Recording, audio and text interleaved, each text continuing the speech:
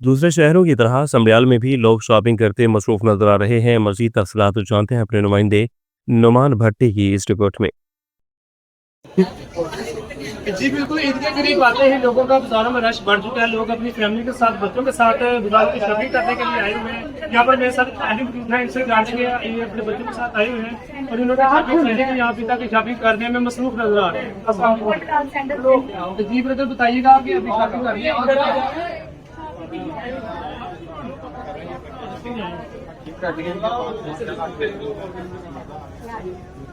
आगे भी आते हैं, बहुत कम रेट है, कम से बहुत अच्छा रेट है भाई। अच्छा, ये बताइएगा कि जो महंगाई है, वैसे बताइएगा कि बाजारों में आपको लग रहा है कि ईद की बातें ही चीजें क्या महंगी हो चुकी है।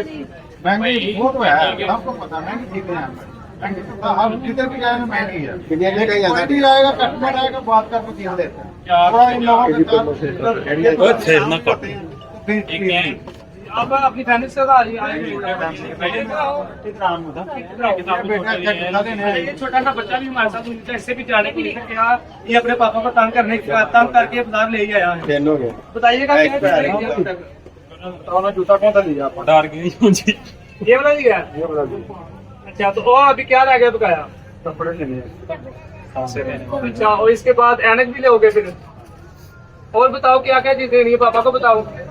दो टोपी बिल कट्टी करनी चाहिए। अच्छा, ये बच्चा इसका कहना था कि अभी जो है ना शॉपिंग कर रहे हैं, उसको जूता निकली है, अब उसकी पैंट मंगाया रहती है जी।